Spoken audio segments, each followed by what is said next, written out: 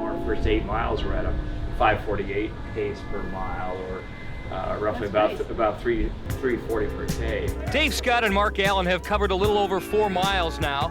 They're averaging approximately 6 minutes per mile, which would put them in the vicinity of a 2-hour and 40-minute marathon, something that's never been done before to the Ironman.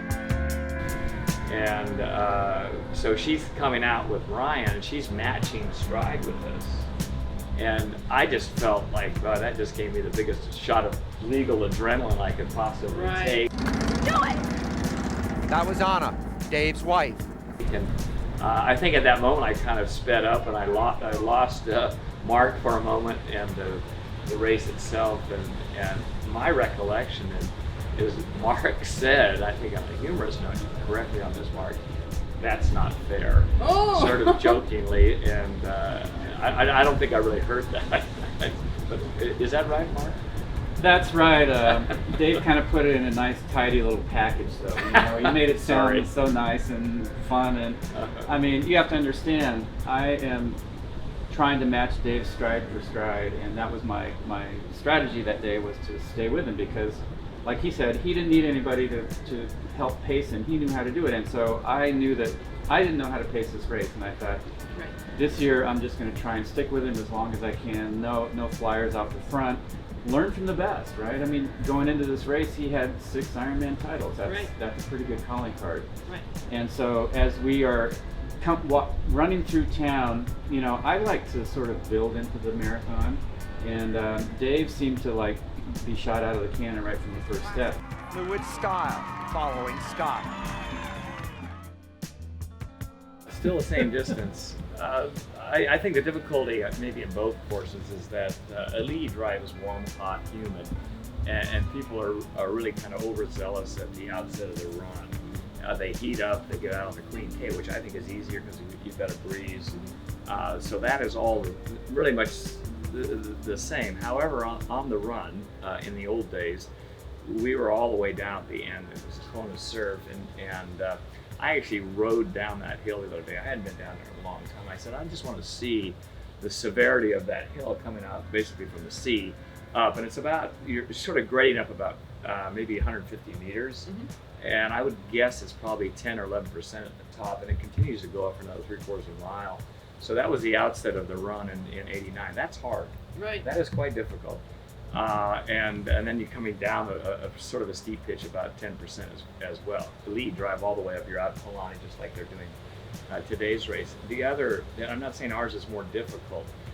We did go 1.5 miles beyond the airport, and people can't fathom that. So when you saw at the time Bud Light out there in that big can, it was out in the desert, and then we turned around. It was roughly a 10K or 10 miles, 16K coming back in. So as you made that turn, and you thought, oh boy, there's a long stretch of road ahead. I think psychologically, that part of the course that we did in 89 was difficult, more difficult. Right. Paula mentioned yesterday, which I think is probably accurate, the first 4.8 miles in town goes up and down on the bike, and that's difficult. It's a non-rhythmic part of the course. People come blasting or trying to go up Polani Hill on the bike, and we used to do that as well. But you see him come around that turn, make a right hand. It's 9%, so a lot of people are over-geared. And we saw Sebastian Kienle do this the year he did not win, and he made up an extraordinary amount of time, at the outset of the bike, closed the gap, and then he was shot after that. People come here for the first time and they think that they're starting from ground zero, but the reason they're here is because they have experience. You know, either they earned a slot in a race, maybe they're here on legacy, but either way, they have experience and they know how to race the distance. But the best advice I give for people who are here for the first time, I think, is to try not to judge how they're feeling and the experience they're having. Try not to compare that to any of their other races that they've done, because this is such a unique place. The experience is different. Like when I was racing here in the early 80s, this was the only Ironman that I did, and so I knew whether I was having a good Ironman Hawaii or a bad Ironman Hawaii. And then when I finally actually went to Germany and did Ironman Germany on a course that was, the surface on the road was smoother and better, it was faster, it was cooler, and it was so much easier. And I thought, if this was my Ironman experience and then I came to Hawaii, this would seem monumentally difficult. Right. But this is just what I was used to. Right. So I just try to tell people, try not to judge if you're having a good day or a bad day. Just have the best day you can. And then when it's done, you'll be able to look back and go, oh, wow. You know, because if they're comparing it to these easier races, they could be having the best Ironman Hawaii of their life, a really good race, but they're thinking that they're having kind of a lousy day. In every single race where you're struggling mentally because you're getting the physical cues that aren't harmonious, so you're thinking, oh boy.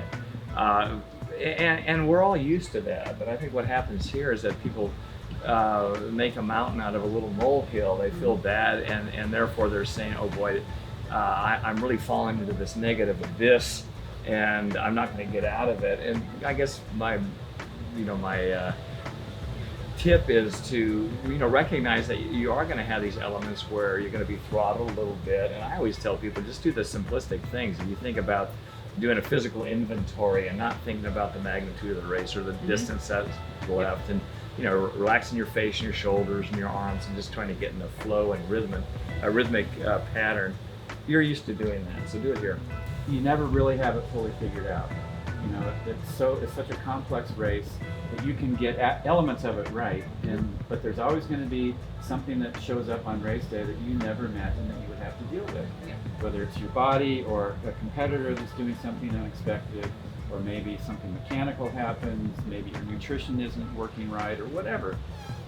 But those are just those moments that they can either derail you, or you can just keep turning them around and bringing your race back to the focus of why you're here. Right. And really just embracing the immensity of racing on the Big Island.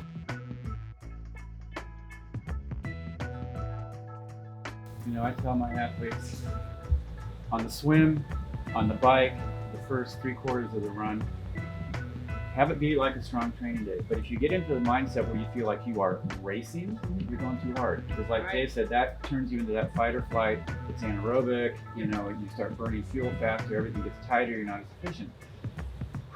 Drop it back down to a 0.5%, 1%, whatever, until it's just another strong training day like you have done hundreds of times already. You don't blow up on a training day. You might not feel great, but you don't completely fall apart. Okay, this is just a strong training day. I'm on the bike, it's just a strong training day. Same thing on the marathon until you get to about 15K to go to the finish, 10 miles or so. I'm just in a strong training day. And then at that point, then you can just turn it on and sprint. That missing link that a lot of the athletes don't have when they come to Kona is just the emotional and psychological confidence in coming over here. And and I would say this if Chrissy or Craig were both sitting here, there's not an athlete alive that comes over here and said, oh, I got this in the bag.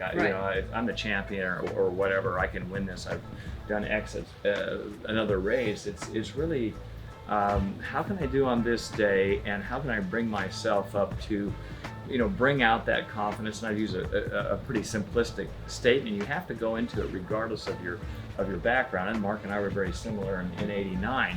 You never have a perfect template leading up to the race, but you're going to have a good race. You just don't know how good it's going to be. I mean, that was the feeling that I had, and it took Mark a while to get there, but after mastering it in '89, he kind of knew the mental game coming out here and was able to win in different formats in the other 5. Finally now, in his 7th Ironman for Mark Allen, the long quest for victory is over.